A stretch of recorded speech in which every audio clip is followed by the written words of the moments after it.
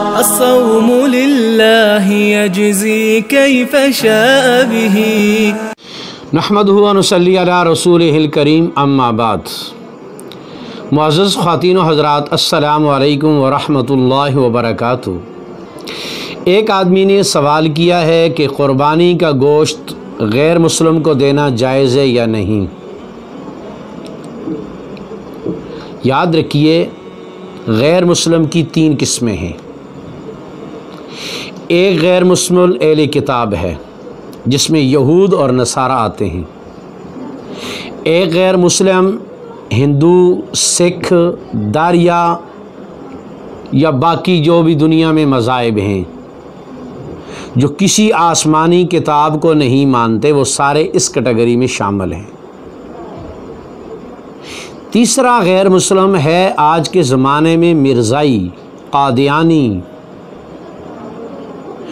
تو قربانی کے اعتبار سے یاد رکھیے، اگر کہیں عیسائی، یہودی، ہندو، سکھ تمہارے پڑوس میں، تمہارے محلے میں رہتے ہیں، ان کو اگر گوشت دینے میں مصلحت ہو، وہ آپ کے قریب آتے ہوں، آپ کی بات کو سن سکتے ہوں، آپ ان کو اس ذریعے دعوت دے سکتے ہوں، تو مصلحتاً ان کو قربانی کا گوشت دینا جائز ہے۔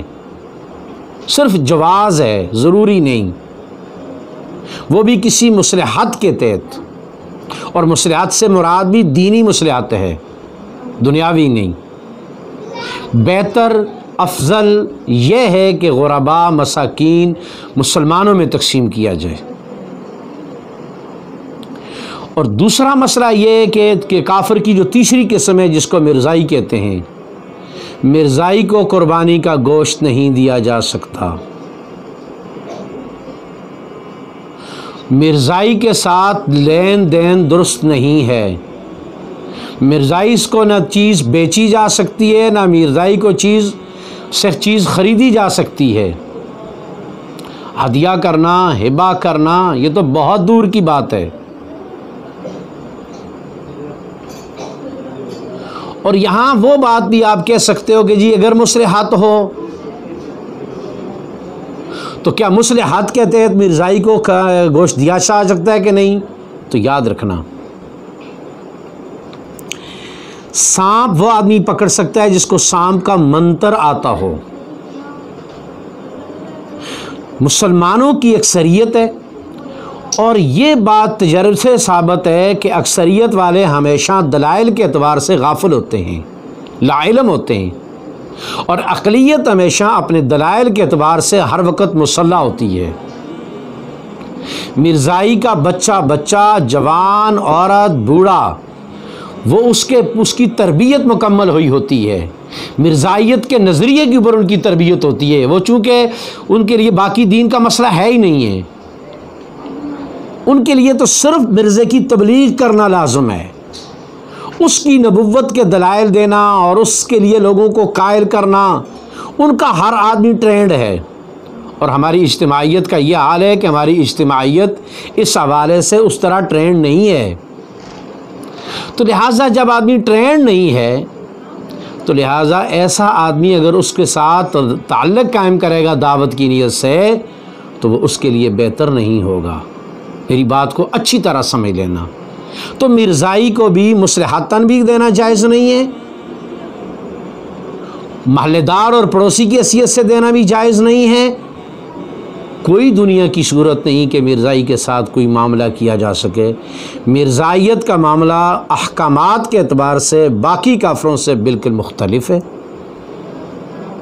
اور باقی جو اہل کتاب ہیں ان کے احکام الگ ہیں۔ کچھ احکام میں ان کی چھوٹ ہے، مثلا ذبیحہ وغیرہ اور بہت ساری چیزیں، اور دوسرے جو کافر ہیں ان کے احکام مختلف ہیں۔ لیکن قربانی کا گوشت عیسائی کو، یہودی کو، سکھ کو، ہندو کو، بدھ مت کو، داریے کو مصلحتاً دے سکتے ہو، لیکن مرزائی کو مصلحتاً بھی نہیں دے سکتے۔ اس بات کو اچھی طرح سمجھ لیے۔ ہر مسلمان کے دل میں جو